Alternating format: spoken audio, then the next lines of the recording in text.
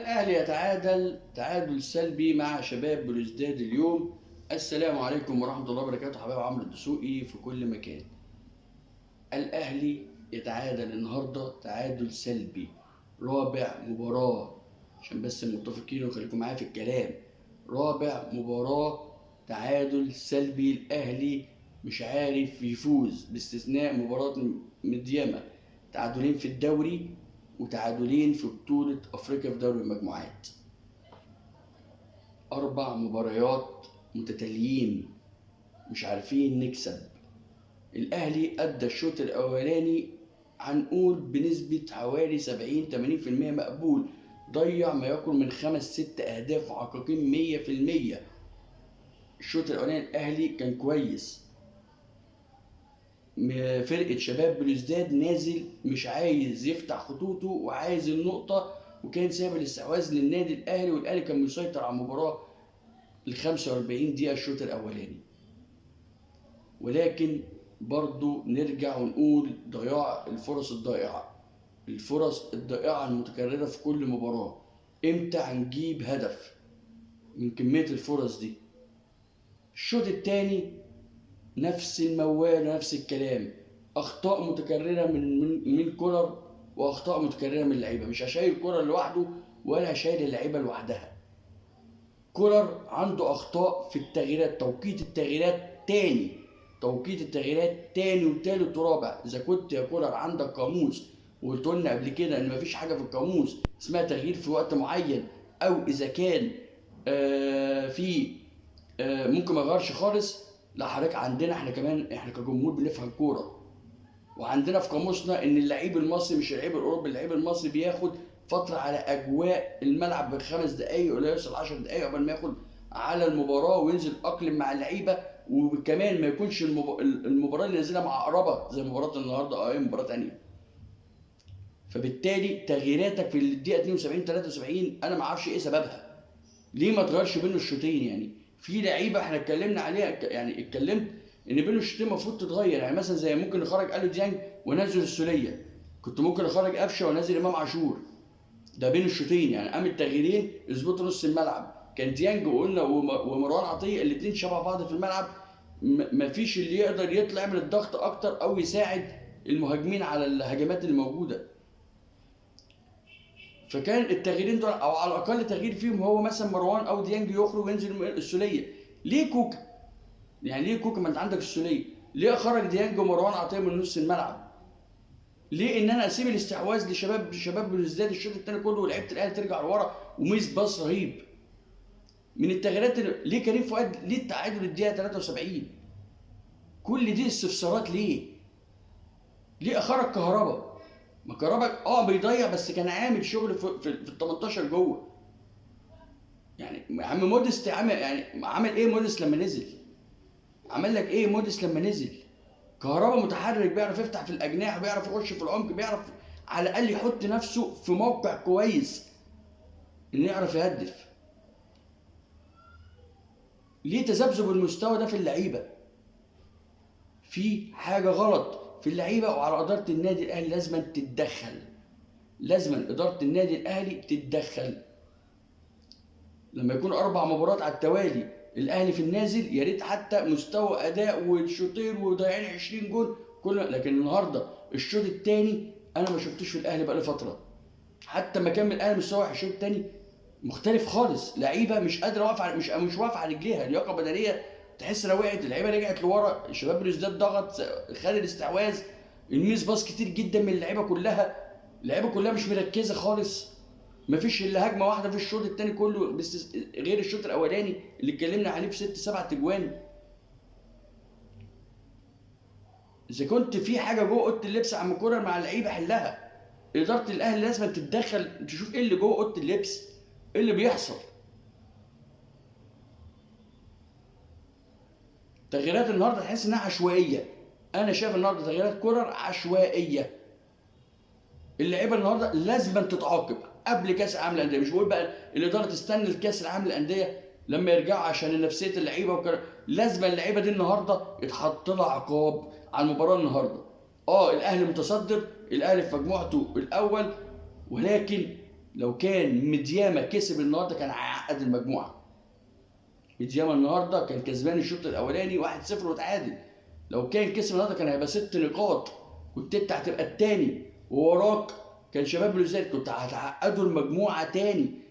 ولازما كل موسم نبقى نعقد المجموعات، لازما ما يقولوش لو ما عداش المجموعه يقولوا الاهلي هو اللي ما عقدش المجموعه. ايه اللي حصل؟ عايز تطلع نقول بقى عم كوره حل ايه اللي حصل الشوط الثاني؟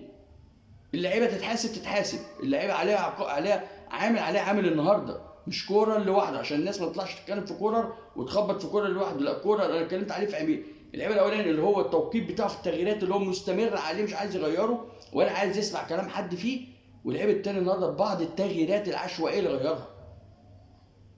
اما تطلع لي القلبين نص الملعب مروان، نص الملعب اتفتح معاك وبقى الضغط كله من شباب بلوزداد، وكان شباب بلوزداد ممكن يخطف كمان الفوز. ليه؟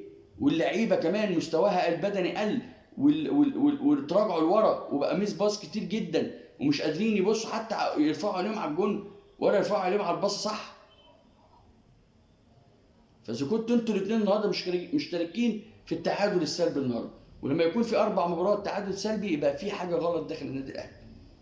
لما يكون مباراتين متتاليين في افريقيا تعادل، هنقول المباراه الاولانيه كان خارج ارضنا والحمد لله تعادلنا ورجعنا باجواء افريقيا والكلام ده كله، طب النهارده في وسط جمهورك وفي وسط ارضك وعلى ملعبك اللي انت حددته ما قدرتش تلعب على السلام، رحت لعبت في برج العرب. ايه الحجه اللي عندك النهارده ان انت تتعادل بالمنظر ده وسوء المستوى الشوط الثاني اللي هو ادولك 0-0 في كل حاجه الشوط الثاني؟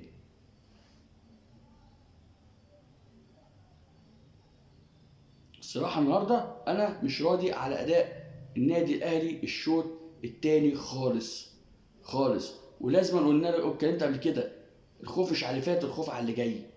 لحد الان ما حلتش كميه الفرص اللي ضايعه، كميه الفرص اللي بتضيع دلوقتي ما اتحلتش.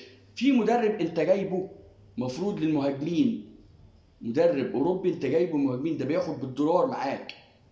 انا عايز افهم هو فين؟ حد مش باين ولا في صوره ولا في نتيجه ولا في اداء ولا شايفه في اي تحسن. فين اداره الاهلي من المدرب اللي موجود ده دلوقتي؟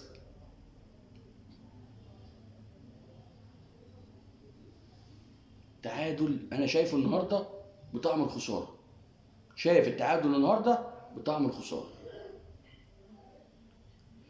ان شاء الله الاهلي خلال يومين هيطير على السعوديه للمشاركه في كاس العالم للانديه اللي انا يا رب اتمناها من عند ربنا يحصل انجاز اعجاز اي حاجه في لعيبه النادي الاهلي بالمنظر ده. هنرجع من اول مباراه 0، من اول مباراه، الا لو حصل انجاز في اللعيبه او انتكاسه في اللعيبه او حصل يعني اعجاز ان اللعيبه دي تنتفض مره واحده كده ونشوف طوفان النادي الاهلي مره اخرى تاني. الاهلي هيذهب خلال يومين على السعوديه بكامل زي ما قلت قبل كده، الفريق كله كامل نجومه. ان شاء الله المباراه اللي جايه هتبقى يوم الجمعه باذن الله مع الفائز بين اتحاد جده واوكلاند سيتي، فائز منهم هنقابلهم يوم الجمعه ان شاء الله. المباراه ميعادها الساعه 9 مساء باذن الله. الخبر عندي للزمالك طبعا احنا عرفنا ان معتمد جمال مضى على التوقيع عقده مدير فني رسمي لاخر الموسم. خلاص الموضوع انتهى وخلص رسمي داخل نادي الزمالك. معتمد جمال مدير فني لاخر الموسم، عشان الناس اللي عماله تتكلم ده الزمالك بيفاوض مدير فني فلان، ده بيفاوض موسيماني، ده بيفاوض مش عارف ايه. خلاص مجلس اداره الزمالك نهائيا ومعتمد جمال بقى مدير فني رسمي لاخر الموسم.